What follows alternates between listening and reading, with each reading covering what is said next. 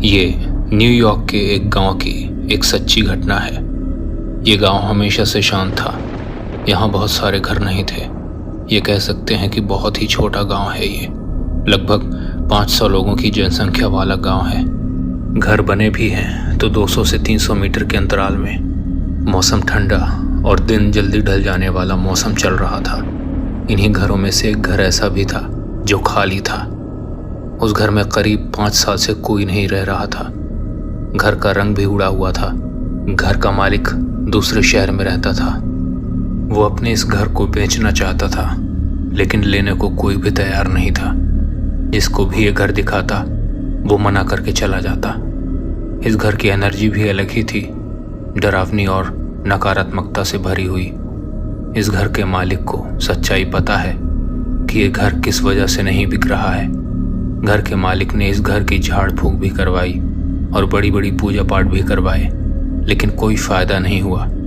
असल में इस घर में एक शादीशुदा जोड़ा आया था। उन दोनों के बीच में अक्सर लड़ाई और मारपीट होती रहती थी।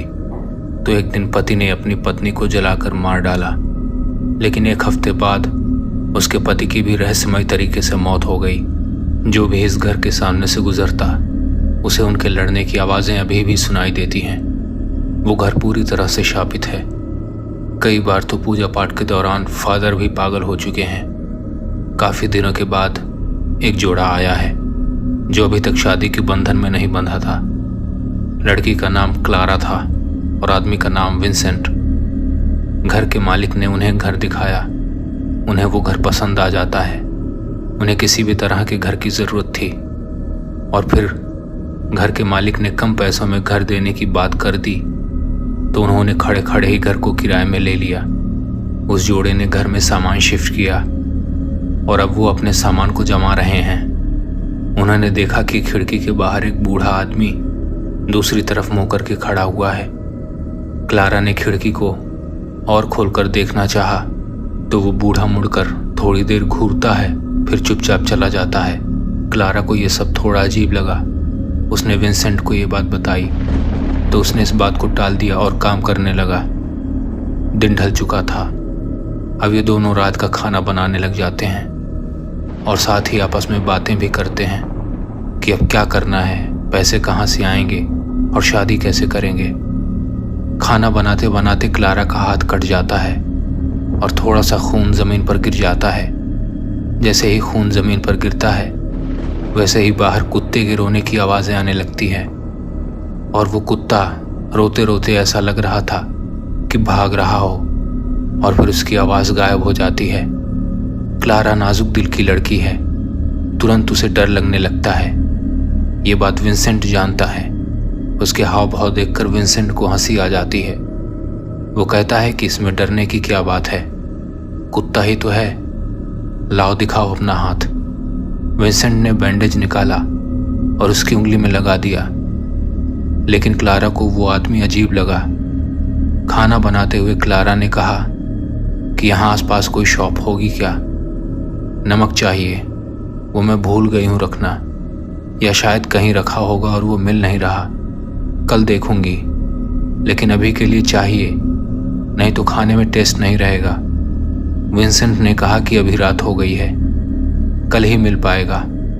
क्लारा ने कहा बिना नमक के कैसे होगा खाना। विंसेंट ने बाहर की तरफ देखा तो अभी थोड़ा बहुत उजाला था।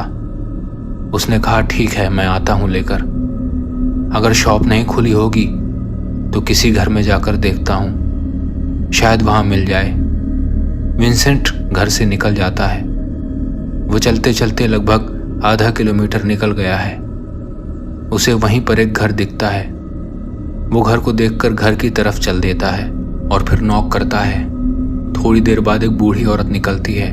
वो पहले तो विंसेंट को ऊपर से नीचे तक देखती है, फिर पूछती है क्या बात है।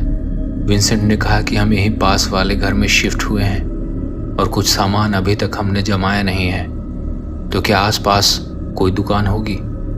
औरत ने कहा तुम अभी तक जिंदा कैसे हो। ये सुनकर विंसेंट कंफ्यूज हो जाता है। वो कहता है सॉरी, क्या कहा आपने? औरत ने कहा कुछ नहीं, कल खुलेगी शॉप, यहाँ से थोड़ी ही दूर पर है। उधर क्लारा अपना काम कर रही होती है। तभी दरवाज़ा खटखटाने की आवाज़ आती है। क्लारा को लगा विंसेंट वापस आ गया है। उसने दरवाज़ा खोलते हुए कहा, आ गए तुम इतनी जल्दी। जैसे ही वो दरवाज़ा खोलती है वहाँ कोई नहीं था। वो चौंक जाती है और कहती है, विंसेंट मजाक मत करो, सामने आ जाओ। लेकिन किसी भी तरह की आवाज़ नहीं आई। उसने आसपास देखा, कोई नहीं दिखा। उसने कहा शायद मेरा भ्रम ही होगा। वो दरवाज़ा बंद करके जैसे ही पीछे मुड़ी, छत पर किसी के होने की आहट हुई। ऐसा लग रहा था कोई रुक रुक कर चल रहा हो और दो लोग हों। साथ में पायल की आवाज़ भी आ रही थी। ऊपर कोई और नहीं, वही मरा हुआ शादीशुदा जोड़ा था।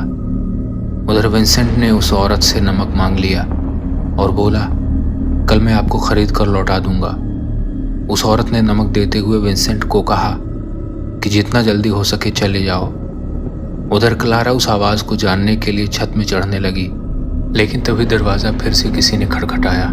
क्लारा डर जाती है और वापस नीचे की तरफ जाने लगी, लेकिन वो दोनों आत्माएं क्लारा का छत पर ही इंतज़ार कर रही थीं। लेकिन दरवाजे की आहट से क्लारा नीचे आ गई। उसने डरते हुए दरवाज़ा खोला और सामने खड़ा था विंसेंट। विंसेंट को देखकर क्लारा की सांस में सांस आई। उसने तुरंत विंसेंट को सारी बात बताई। विंसेंट ने कहा, वो तुम्हारा वहम होगा, नमक मिल गया है। पास में ही एक घर था, वहाँ एक आंटी थी, उन्होंने दिया, और शॉप कल खुलेगी, यहाँ से थोड़ी ही दूर पर है। क्लारा ने कहा, मुझे यहाँ कुछ अजीब सा लगने लगा है आज से ही। विंसेंट ने कहा, बेबी डोंट वरी, रात है इसलिए तुम्हें ऐसा लग रहा है, और फिर ये नई जगह भी तो है, थोड़े दिन में आदत हो जाएगी। चलो खाना खाते हैं। रुको, मैं खाना लेकर आता हूँ, तुम टेबल पर बैठो। विंसेंट खाने को टेबल पर रखता है। दोनों लोग खाना खाने लग जाते हैं। तभी अचानक फर्स्ट फ्लोर वाले रूम में दो लोगों के लड़ने की आवाज़ें आने लगती हैं। लड़का और लड़की की। ये आवाज़ थोड़ी तीखी और डरावनी है। क्लारा बहुत तेज़ डर जाती है और विंसेंट कहता है कि तुम शांत रहो, मैं देखता हूँ। इस बार विंसेंट भी डरा हुआ है। वो ऊपर धीरे धीरे सीढ़ियों से चढ़ता हुआ ऊपर पहुँचता है और उस रूम में जाता है जहाँ से आवाज़ आ रही होती है। ये एक स्टोर रूम है। उसने सोचा, यहाँ से कैसे आवाज़ आ सकती है, कौन हो सकता है हमारे अलावा। और विंसेंट झटके से दरवाजे को खोल देता है। वो देखता है कि वहाँ अंधेरे में टीवी चल रही होती है। ये देखकर वो नॉर्मल हो जाता है और वहीं से क्लारा को कहता है कि यहाँ टीवी चल रही है, कोई भूत प्रेत नहीं है, शायद बिजली के आने से चालू हो गई होगी। क्लारा ये सुनकर थोड़ी ठीक हुई, लेकिन अभी भी उसे लग रहा था कि कुछ ठीक नहीं है। उसने कहा कि खाना ख़त्म करो और चलो सो जाओ, आज बहुत थक गए हैं हम। वो खाना खा के सोने चले गए। उन्होंने देखा कि किचन पर किसी के होने की आहट हो रही है। विंसेंट ने कहा, तुम शायद ठीक कह रही थी, कुछ अजीब सा है इस घर में, पहले टीवी, उसके बाद ये आहट। मैं देख कर आता हूँ, तुम यहीं रुको। विंसेंट नीचे जाता है लेकिन उसे कुछ नहीं मिलता, लेकिन किचन की खिड़की खुली हुई है। विंसेंट को लगा शायद बिल्ली होगी जो खोलकर भाग गई।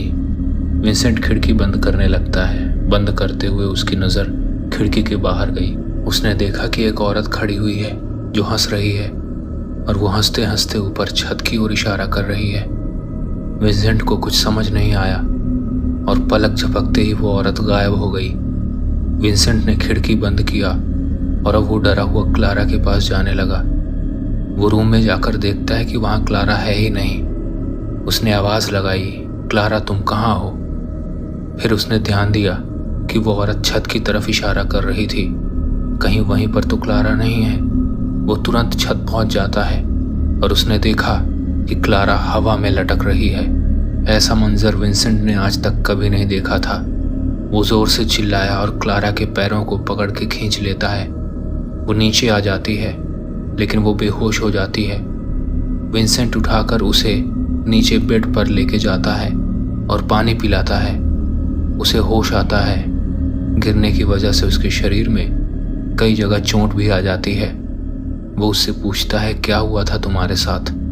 क्लारा ने कहा, मुझे कुछ याद नहीं है, मैं कैसे ऊपर गई और कैसे हवा में उड़ने लगी।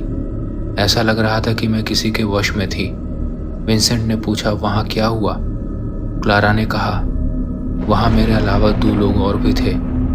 एक आदमी था और एक औरत। विंसेंट ने कहा, मुझे तो कोई नहीं दिखा। क्लारा ने वहीं पर रूम के कोने में देखा जहाँ अंधेरा था। वहाँ वो दोनों फिर से उसे दिखाई देने लगे। क्लारा जोर से चिल्लाती है और कहती है, वो देखो, वहाँ वो दोनों कोने में खड़े हैं और गुस्से से हमारी तरफ ही देख रहे हैं। विंसेंट ने मुड़कर देखा तो वहाँ कोई भी नहीं था। इसके बाद विंसेंट वापस मुड़कर क्लारा की ओर देखता है तो क्लारा फिर से हवा में उड़ने लगती है और उसका चेहरा पूरा भयानक दिख रहा था। ऐसा लग रहा था जैसे उसके भीतर किसी और की आत्मा है। क्लारा के भीतर घुसी हुई आत्मा कहने लगी, ये हमारा घर है, यहाँ से चले जाओ। इतना कहकर क्लारा वहीं बिस्तर पर गिर जाती है। विंसेंट बहुत डर जाता है। वो क्लारा को झकझोरते हुए कहता है, तुम ठीक हो? क्लारा ने कुछ नहीं कहा। वो बस अंधेरे की ओर इशारा कर रही थी और कहती है, वो अभी भी वहाँ पर हैं और हमारी ही तरफ देख रहे हैं। विंसेंट को कुछ समझ नहीं आ रहा है कि वो क्या करे। उसने कमरे की खिड़की से बाहर देखा तो कई सारी आत्माएं विंसेंट और क्लारा को ही देख रही थीं। देखते देखते विंसेंट भी अब हवा में उड़ने लगा। घर के चारों तरफ फुसफुसाने की आवाज़ें आने लगी। जितनी भी लाइट थी सब बुझने लगी। जोर जोर से कुत्तों के रोने की आवाज़ें आ रही थी और एक ही झटके में क्लारा भी हवा में उड़ने लगी। फिर अचानक से एकदम सन्नाटा। एकाएक टीवी के चलने की आवाज़ आने लगी। उसमें इंग्लिश गाने बज रहे थे। इधर इन दोनों आत्माओं ने विंसेंट और क्लारा को खिड़की के बाहर फेंक दिया जहाँ पर और भी आत्माएं खड़ी थीं। हैरानी की बात तो ये हुई कि पास में खड़े पेड़ पर लटक रही रस्सियों में जाके बेहोश क्लारा और विंसेंट ने खुद को ले जाके लटका लिया, जिनका उन्हें खुद भी पता नहीं था कि वो क्या कर रहे हैं। उन्हें तब होश आया जब उन्होंने खुद को लटका लिया, लेकिन तब कुछ नहीं किया जा सका और उनकी मौत हो गई। सारी आत्माएं उनकी लटकती लाशों को देखकर रो रही थीं, क्योंकि उनके साथ भी यही हुआ था। लेकिन घर के भीतर वो 2 मरा हुआ शादीशुदा जोड़ा ये देखकर हंस रहा होता है और अब क्लारा और विंसेंट भी इन सारी आत्माओं के साथ शामिल हो जाएंगे। ये डरावनी कहानी यहीं पर ख़त्म होती है। ये कहानी आपको कैसी लगी हमें कमेंट बॉक्स में ज़रूर बताइए। चैनल को सब्सक्राइब करके बेल नोटिफिकेशन को ऑन कर लीजिए। ऐसी ही डरावनी कहानियाँ आती रहेंगी।